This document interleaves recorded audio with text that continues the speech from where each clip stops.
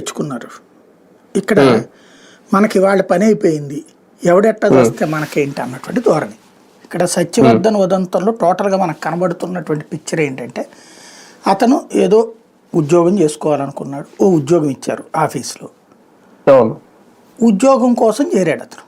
అతను రాజకీయ పరమైనటువంటి ఇంటెన్షన్స్తో చేరల, ఉద్యోగం కోసం చేరాడు.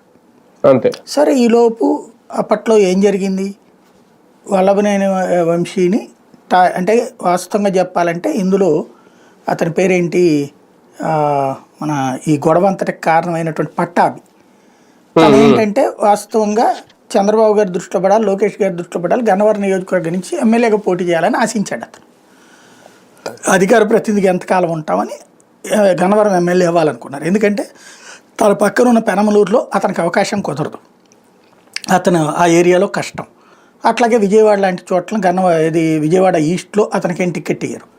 కమ్మ సామాజిక వర్గం బలంగా ఉండి నెక్స్ట్ ఒక బలమైనటువంటి నాయకత్వం తెలుగుదేశానికి లోపించినటువంటి ప్రాంతం గన్నవరం. ఎందుకు, వల్లభనేని వంశీ తర్వాతన అవకాశం లేకుండా పోయింది.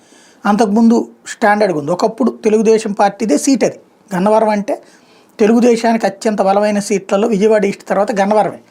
దాసరి బాలవర్ధన్ రావు ఆ టైంలో చాలా స్ట్రాంగ్గా ఉండేది. ఆ తర్వాతన ఆ మధ్యలో ఇండిపెండెంట్